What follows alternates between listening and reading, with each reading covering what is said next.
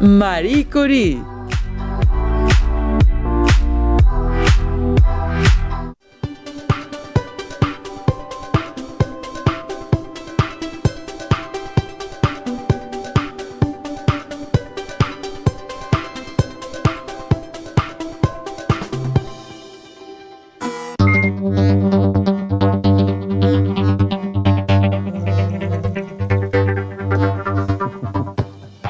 Bienvenidas y bienvenidos, estudiantes de segundo grado de secundaria. Me da mucho gusto que nos acompañen en esta sesión de Aprende en Casa para la asignatura de Ciencias Física. Mi nombre es Enrique Rodal y en esta ocasión nos acompaña una mujer cuyas aportaciones a la física y la química cambiaron el rumbo de la humanidad y contribuyeron al inicio de la física médica. Ella es la doctora Marie Curie. Muchas gracias, doctora, por estar aquí con nosotros. Es de verdad un gran honor que nos regale un poco de su tiempo para conocer más acerca de su vida y, bueno, de todo el trabajo que usted desarrolló. Merci beaucoup. Gracias a ti por la invitación. Es un placer para mí hablarles desde el más acá por medio de esta tecnología fascinante. Pero les envío un cordial saludo a todas y a todos los que nos acompañan desde sus hogares. Me he enterado que en este momento la humanidad está pasando por una pandemia, por lo que hago un llamado a que todas y todos extremen las medidas sanitarias. Veo que está, muy informada y esos consejos son muy buenos. Ustedes que nos ven desde casa, no olviden usar cubrebocas, lavarse constantemente las manos y, si es posible, permanezcan en sus casas para que pronto lleguemos al semáforo verde y regresemos a nuestras escuelas. Recuerden que, si te cuidas tú, nos cuidamos nosotros y todos.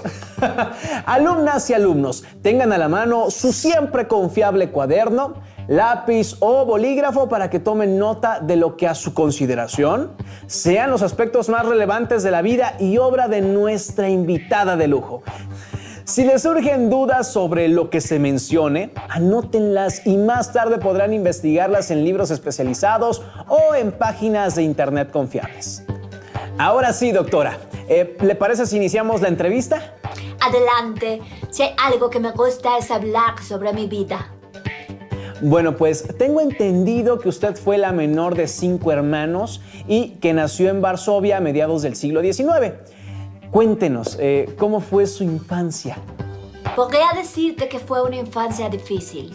Nací el 7 de noviembre de 1867 en Varsovia, que es la ciudad más grande de Polonia, y desde 1596 es reconocida como la capital de este país. Mis padres me llamaron Marie Salomea Sklodowska. Entonces, a ver, resuélvame esta duda. ¿Su nombre no es Marie Curie? No, ¿cómo crees? El apellido Curie lo adopté al casarme con Pierre Curie. Ah, ya veo. Bueno, doctora, ¿ellos son sus padres? Así es, mi madre Bronislava Mariana Boguska y mi padre Vladislav Josef Sklodowski. Mi madre era maestra, pianista y cantante, mientras que mi padre era profesor de física y matemáticas. Por desgracia, cuando yo tenía 9 años, mi hermana mayor Sofía murió de tifus, una enfermedad infecciosa producida por varios tipos de bacterias. Y 2 años más tarde, mi madre se reunió con ella al fallecer de tuberculosis. Doctora, de verdad, lo siento muchísimo. No quiero traer tan tristes recuerdos. Una disculpa. No te preocupes. Eso pasó hace mucho tiempo. Además, actualmente las veo siempre. Menos mal y, oiga, qué dicha poder estar con ellos. Déjeme mostrarle esta foto que aparece en pantalla. Sí, aquí podemos ver a todos sus hermanos y a usted, por supuesto. Así es. La mayor es Sofía, mientras que yo soy la más pequeña. Estoy justo en medio de la foto abrazando a mi hermana Elena, que era solo 1 año mayor que yo. A la derecha podemos ver a mi hermano Joseph y a mi hermana Bronislava. Ella tenía el mismo nombre que mi madre. Cómo me gusta volver a ver esta foto de nuevo. Ay, qué bueno que le ha gustado, doctora. Pero síganos contando de su infancia. ¿Cómo era Varsovia en esos años? A principios de los 90, bueno, de 1790, Polonia fue invadida por Rusia, Prusia y Austria, lo que provocó que Varsovia se encontrara bajo la ocupación rusa. Rusia había impuesto su lengua y sus costumbres a la sociedad polaca. Sin embargo, la élite polaca, como protesta no violenta, impuso la educación científica y social como modo de mejora al mundo en el que vivíamos. Me imagino que al ser su padre un profesor, tenía un estilo de vida de nivel alto. Todo lo contrario, Sergei. Mi padre fue un seguidor activo de la Revolución Pacífica y las autoridades rusas penalizaban ese comportamiento. Él tuvo muchos problemas para mantener empleos con salarios decorosos, por lo que tuvimos que aprender a vivir de forma austera por la falta de dinero. Bueno, pero aún así usted logró ser una estudiante destacada por su excepcional capacidad de concentración e inteligencia. Me halagan tus comentarios. Gran parte de eso se lo debo a mi dedicación y a la dedicación de mi padre. Cuando las autoridades rusas prohibieron la enseñanza en los laboratorios, mi padre nos llevaba el material necesario para realizar experimentos en casa. De ese modo aprendí física y matemáticas. Oiga, entonces siempre estuvo en contacto con la ciencia. Claro, ayudada por su padre.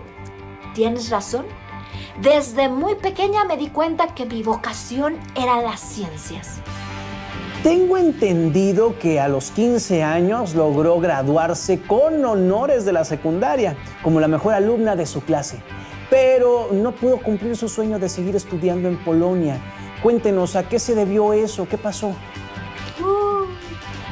En esa época, en Polonia estaba prohibida la entrada de mujeres a la universidad. Y desafortunadamente mi familia no tenía los recursos económicos para costear mi educación fuera de mi país. Qué terrible, doctora. No me imagino la frustración que debió sentir. Ahora sí que, por suerte, actualmente no tenemos ese tipo de prohibiciones absurdas. Todas y todos podemos acceder a una educación sin importar nuestro género. En verdad, me emociona mucho que cualquiera que lo desee, con un poco de esfuerzo pueda cumplir sus metas. Bueno, y regresando, sígame contando más, doctora. ¿Por qué esas situaciones no truncaron su camino? Claro que no, pero sí me tomó algunos años más. Mi hermana Bronislava y yo hicimos un pacto. Yo le ayudaría a pagar sus estudios de medicina en París y después, cuando ella hubiera terminado, me ayudaría a pagar los míos. Trabajé durante 8 largos años como institutriz. Y ese tiempo parecía eterno. ¡Qué increíble pacto, doctora! ¿Y en esos 8 años siguió instruyéndose en sus áreas de interés? En mi tiempo libre estudiaba matemáticas y física por mi cuenta. Además, existía una de las llamadas universidades flotantes, que eran creadas clandestinamente por profesores polacos para ayudar a los que no podíamos estudiar por la opresión rusa. Disculpe, cuéntenos, cuando su hermana concluyó sus estudios, ¿sí le ayudó a cumplir su sueño? Sí, y ella me ayudaba con lo que podía. Pero también pude conseguir una beca. Y a los 24 años entré a la Facultad de Ciencias Matemáticas y Naturales de la Universidad de la Sorbona en París. Fíjese que por aquí tenemos una foto suya. A esa edad, déjeme mostrársela. ¡Ay, qué buenos recuerdos me trae! Yo era muy tímida. ¡Ay, pero mira mi cabello! Nunca supe peinármelo. Aunque llamaba mucho la atención por ser la única mujer y por mi forma austera de vestir.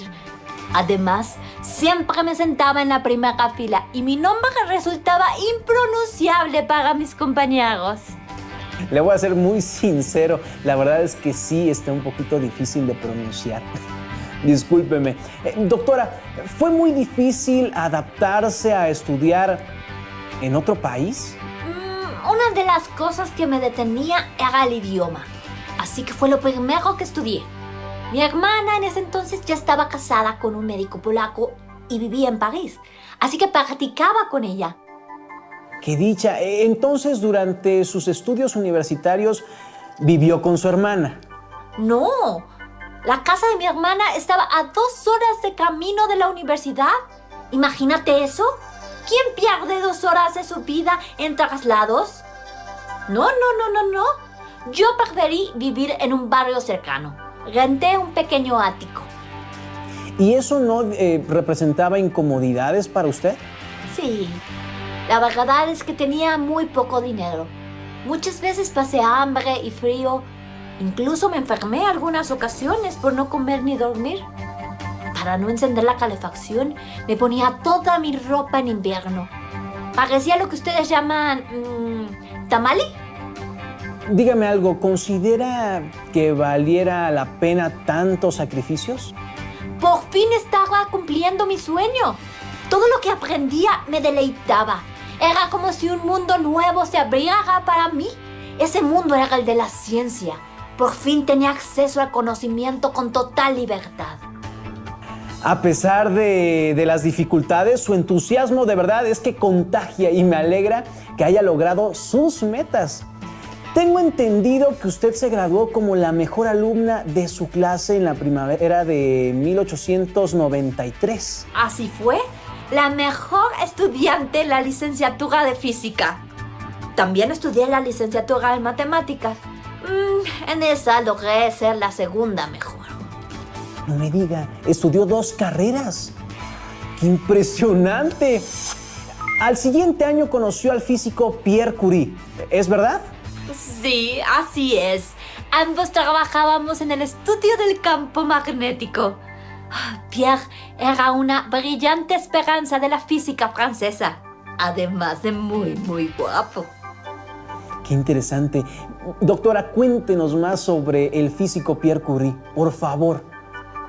Pierre nació en París el 15 de mayo de 1859. Su padre era médico, por lo que recibió educación científica desde pequeño. También estudió en la Universidad de la Sorbona y en el año de 1878 se graduó en la licenciatura de física. Cuando ustedes se conocieron, el físico Pierre Curie era profesor en la escuela de física y era una persona muy conocida en el ambiente científico, ¿no? Sí. Él era 10 años mayor que yo, pero simpatizamos inmediatamente. Él se veía muy inteligente y distinguido. Además, se sintió fascinado por poder hablar con usted utilizando palabras complejas propias de sus campos de investigación. Cuéntenos, ¿cuánto tiempo pasó para que se casaran? Al año siguiente, en 1895, nos casamos en una ceremonia muy sencilla. Recuerdo que en la boda nos regalaron un poco de dinero. Y con él nos compramos un par de bicicletas con las que viajamos por Francia todo ese verano. Disculpe la indiscreción, ¿qué pasó después de su boda? ¿Pierre Curie le ayudaba en sus investigaciones? Sí, claro. Yo nunca dejé de pensar en mis aspiraciones. Tenía la idea de realizar un doctorado en física. Ninguna mujer de la época había alcanzado ese grado. En ese tiempo llegó hasta mi laboratorio la información del descubrimiento de los rayos X por Wilhelm Röntgen y la observación de Henri Becquerel. Claro, Becquerel descubrió accidentalmente la radiactividad cuando colocó sales de uranio que estaban envueltas en cartón sobre una placa fotográfica. Al revisar la placa fotográfica, vio que en esta se hallaban impresas las imágenes de las sales de uranio. Es correcto. Entonces decidí hacer mi tesis doctoral sobre la radiación recientemente descubierta por Becquerel. Instalé un laboratorio en un pequeño depósito en la escuela de física en donde trabajaba Pierre. Ahí empecé a estudiar una variedad específica de uraninita llamada pechblenda. La uraninita es un mineral rico en uranio. Este mineral se conoce desde el siglo XV. Por otro lado, la pechblenda es una variedad impura de uranita, por lo que puede contener otros minerales. Así es. Veo que tienes muy buena información.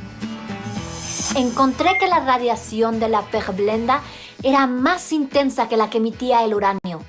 Y se me ocurrió que debía de tener otros elementos que emitían más radiación. A esta propiedad la llamé radioactividad. Claro, claro. Usted es la persona que propuso ese término.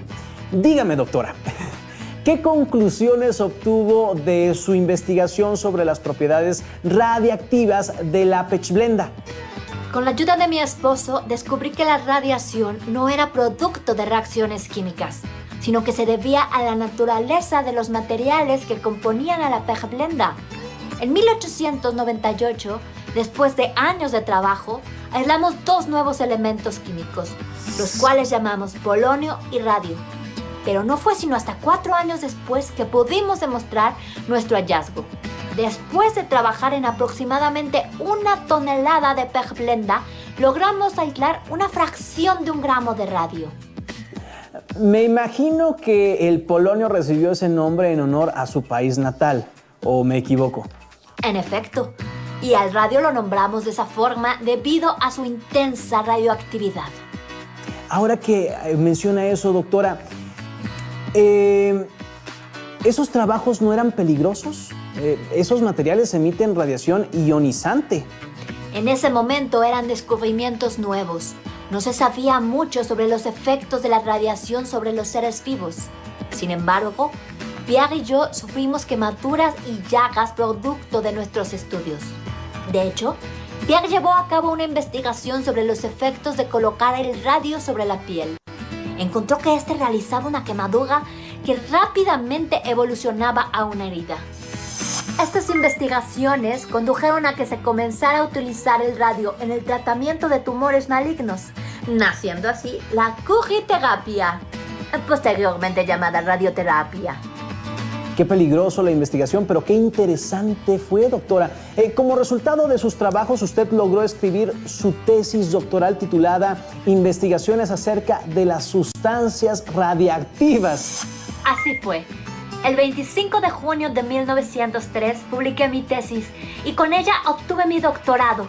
Fui la primera mujer con un doctorado en la Sorbona. Y en ese mismo año se anunció que usted, su esposo Pierre y Henry Becquerel habían ganado el Premio Nobel en Física por sus investigaciones sobre el fenómeno de la radiación. Debo decirte que en un principio la Academia Francesa solo había nominado a Pierre y a Henry, haciéndome a un lado por ser mujer. ¿Y qué fue lo que los hizo recapacitar? Pierre insistió que yo debía compartir ese honor y logró convencerlos. Gracias a eso, usted se convirtió en la primera mujer en ganar un premio Nobel. Me imagino que su fama le abrió puertas y su calidad de vida mejoró, creo que sustancialmente. Ganar el premio fue una gran felicidad para nosotros. Pero nuestra vida no cambió mucho. Pierre y yo seguíamos viviendo de forma modesta. Y las cosas se apretaron más con el nacimiento de nuestras hijas. Mira, en esta foto estamos Pierre, mi hija Irene y yo, en el jardín de nuestra casa. Qué hermosa familia, doctora.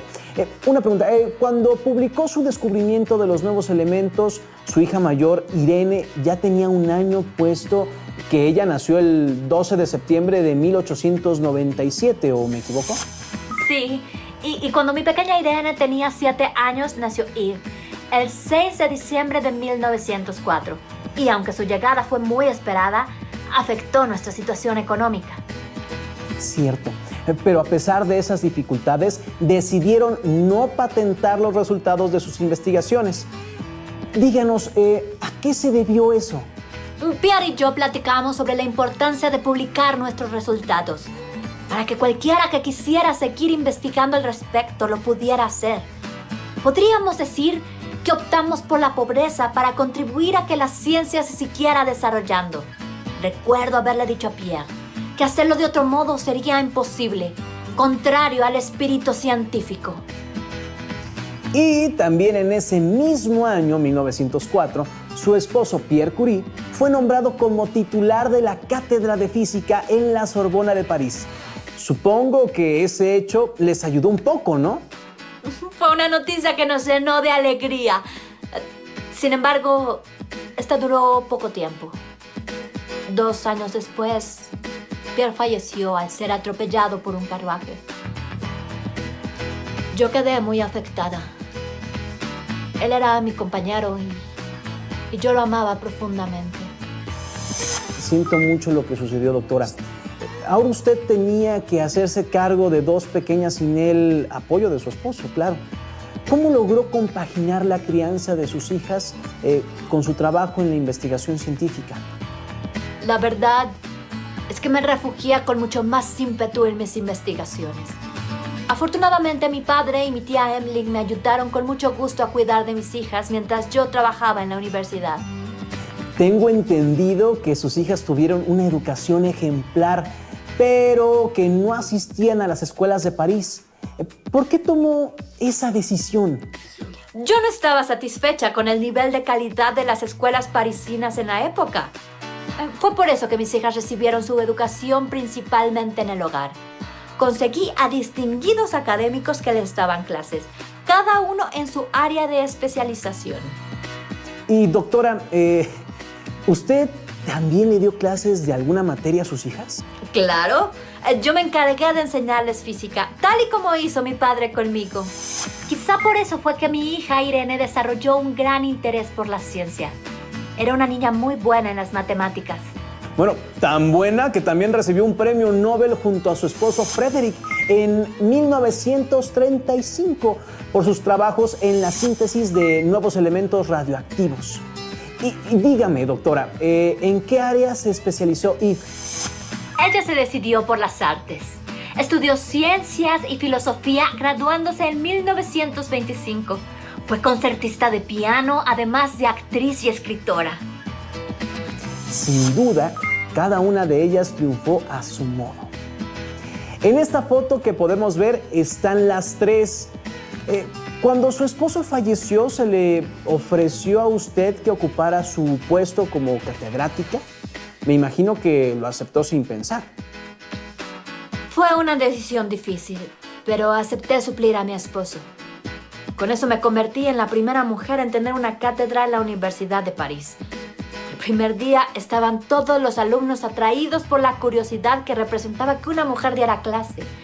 Todos me miraban como bicho raro mientras yo continuaba con el último tema que había enseñado Pierre. Con lo que nos cuenta, me doy cuenta que su vida fue una lucha constante contra la discriminación por su origen y el machismo. Por sus grandes logros, fue considerada como merecedora de un lugar en la Academia Francesa de Medicina, pero el machismo y la xenofobia hicieron que se le negara ese honor. Así es. Pero en 1911 recibí la noticia de que se me otorgaba por segunda vez el premio Nobel, esta ocasión en química, por el descubrimiento del peso atómico del radio. Y usted fue la primera persona en recibir 2 premios Nobel, honor que solo han recibido 3 personas más hasta ahora. ¿En serio? ¡Qué honor! Pues sí, yo seguía trabajando de forma incansable, pero aunque no lo notaba, mi salud se estaba deteriorando por la constante exposición a la radiación. Es verdad. Otra de sus grandes contribuciones vino en la Primera Guerra Mundial que se desarrolló entre los años 1914 y 1918. ¿Podría contarnos su experiencia? Claro.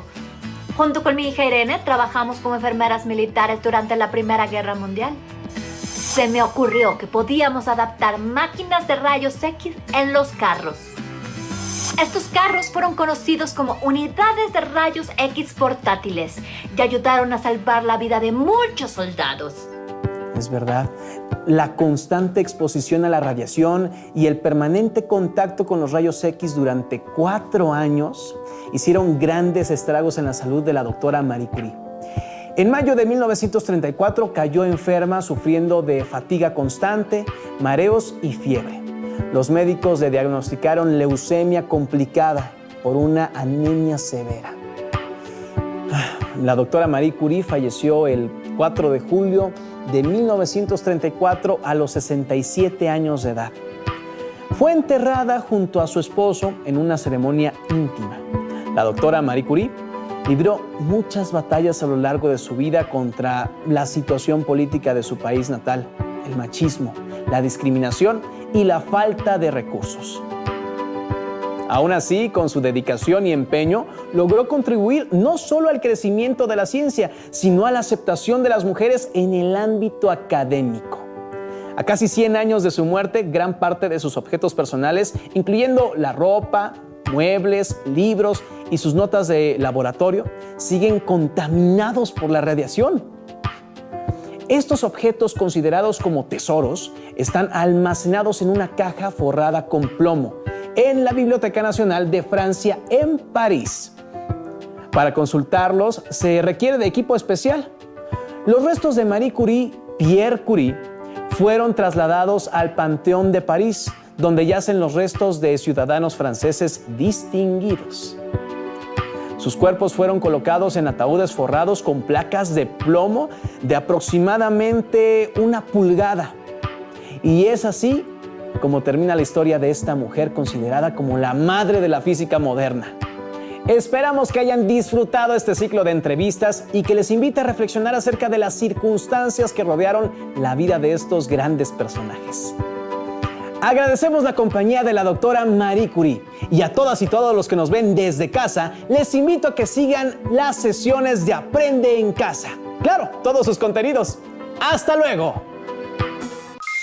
Si tienes dudas o necesitas ayuda, llama al Centro de Apoyo Pedagógico a Distancia. El número de teléfono para secundaria es el 55 36 01 71 23. Si requieres consultar los libros de texto en versión digital, recuerda que los puedes encontrar en la página conalitec.co.